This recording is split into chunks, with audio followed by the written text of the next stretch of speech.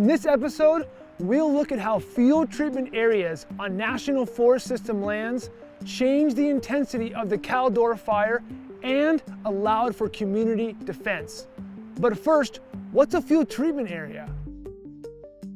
A field treatment area is a location where the Forest Service or our partners have reduced or removed the amount of burnable material, specifically surface and ladder fuels.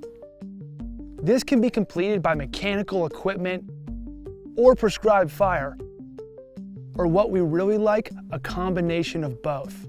It also includes ecological thinning, the removal of whole trees to increase crown spacing and reduce tree densities. The combination of these field treatments reduces the chance of a fire moving from the ground up through the shade-tolerant species and into the crowns of the trees. And if it does get up there, it further reduces the chance of a fire moving from crown to crown to crown and a high-intensity fire. You can see in this field treatment area, there's not much surface fuels, no logs, no big sticks, there's no ladder fuels, just big tall trees with some black on them. You can tell this area has been treated with prescribed fire and ecological thinning. Right now, I'm standing in a field treatment area that helped to protect communities of Pollock Pines, California from the Caldor Fire. During its first week of rapid growth, the Caldor Fire continued to move to the east and north, pushing right to where we're standing and the communities right across the street. This field treatment area provided our firefighters an opportunity to use a specific tactic known as a backfire or a firing operation. A backfire is a careful, planned, and deliberate process by which firefighters deliberately set fire to fuels to slow down a rapidly approaching fire. You can see the firefighters started right here on the edge of this containment line. So they're bringing fire away from the neighborhood and into this field treatment area.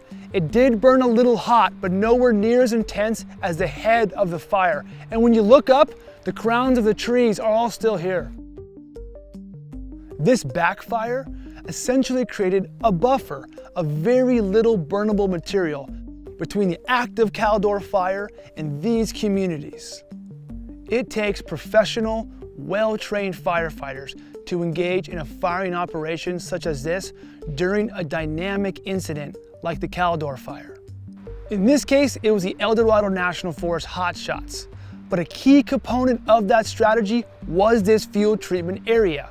This zone, free of most burnable materials, gave those firefighters the opportunity to utilize a tool that may not have been available if this treatment hadn't been completed.